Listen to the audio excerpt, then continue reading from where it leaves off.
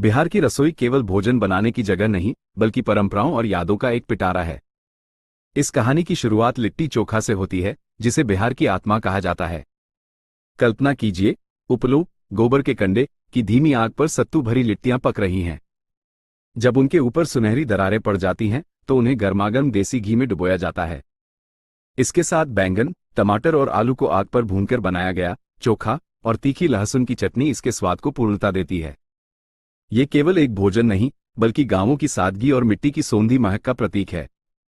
जैसे जैसे दिन चढ़ता है, रसोई से सत्तू के पराठों की खुशबू आने लगती है। लोहे के तवे पर घी के साथ सिकते ये पराठे, जिनके अंदर अजवाइन और मंगरेला, कलौंजी से मिला हुआ चटपटा सत्तू भरा होता है, बिहार के हर घर का पसंदीदा नाश्ता है। वहीं दूसरी ओर, शाम के समय सड़कों के किनारे चना घुगनी की अपनी ही एक रौनक होती है। काले चने और ढेर सारे मसालों से तैयार यह व्यंजन जब कटे हुए प्याज और हरी मिर्च के साथ परोसा जाता है, तो इसकी तीखी और चटपटी रंगत किसी का भी दिन बना देती है। त्योहारों और विशेष अवसरों पर बिहार का एक अलग ही रूप देखने को मिलता है। दाल पैठा, जो देखने में मोमोज जैसा लगता है लेकिन स्वाद में बहुत ही देसी और पौष्टिक होता है, अक्सर ठंड के दिनों में बनाया जाता है। और जब बात महापर्व छठ की हो, तो ठेकुआ के बिना सब अधूरा है। गुड़ और घी की खुशबू से महकता यह महाप्रसाद अपनी कठोर बनावट के बावजूद दिल को छू लेने वाली मिठास रखता है। मिठास की यह यात्रा यही नहीं रुकती। खाजा की अनगिनत परतें, जो मुंह में जाते ही घुल जाती हैं, और लौंग लतिका का वो शाही अंदाज, जिसमें एक लौंग पूरी मिठाई को अपनी खुशबू से सराबोर कर देती है, बिहार की मिठाइयों की विविधता को दर्शाते हैं। अंत में, मखाने की खेती के लिए मशहूर इस राज्य की मखाना खीर, जो केसर और मेवों से लदी होती है, किसी भी दावत को एक भव्य और मीठा समापन देती है। ये पूरी थाली बिहार की संस्कृति, वहां के लोगों के प्यार और उनकी समृद्ध विरासत की एक जीवित कहानी है। गुजरात सिर्फ गरबा के रंगीन नृत्यों का ही नहीं, बल्कि स्वादों के एक खजाने का भी घर है।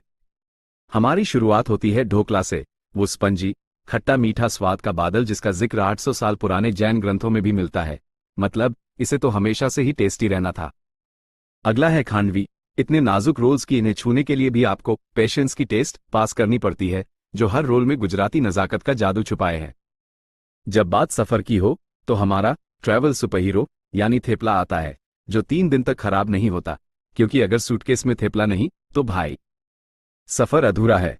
सर्दियों के मौसम में हम जमीन में उल्टा पकने वाले उंडियों का स्वागत करते हैं।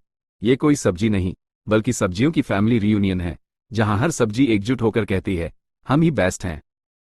इसके बाद आता है गुजराती संडे ब्रेकफास्ट का सुपरस्टार कॉम्बो, फाफड़ा जलेबी, जो इतना मशहूर है कि अब हर रविवार इन दोनों के मीठे और नमकीन प्यार का दिन है।